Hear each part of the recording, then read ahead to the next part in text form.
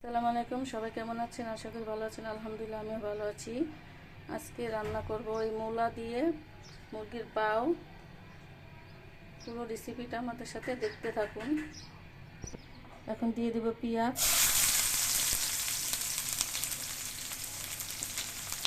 কাঁচামরিচ,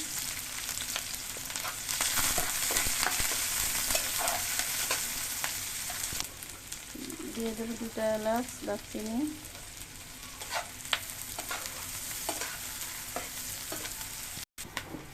এখন দিয়ে দেব আদা রসুন বাটা,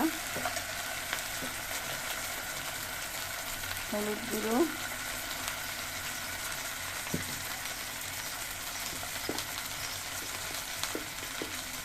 মরিচ গুঁড়ো দিয়ে দেব, অল্প পানি,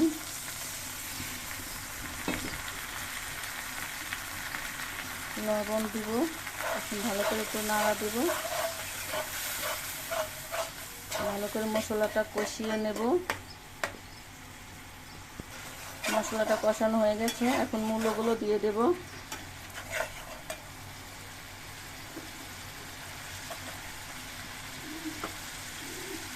মূলো আর পাওগুলো একসাথে দিয়ে কষিয়ে নেব।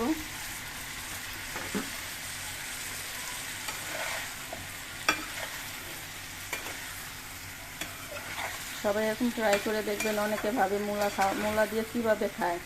সব কিছু দিয়ে খাওয়া যায়। খেয়ে দেখবেন।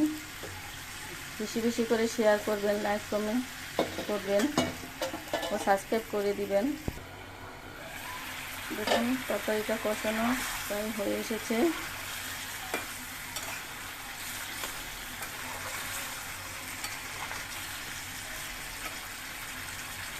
এখন একটু পানি দিয়ে দেব।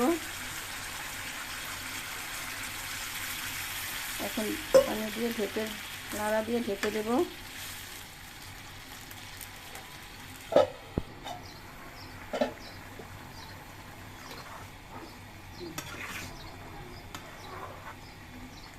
দেখুন মূলাগুলো সিদ্ধ হয়ে গেছে।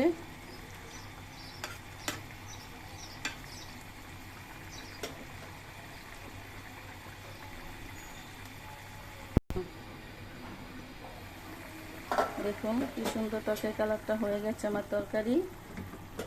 এখন চুলার থেকে নামিয়ে ফেলবো। সবাই ভালো থাকবেন। আগামীকাল আরেকটি রেসিপি নিয়ে হাজির হব।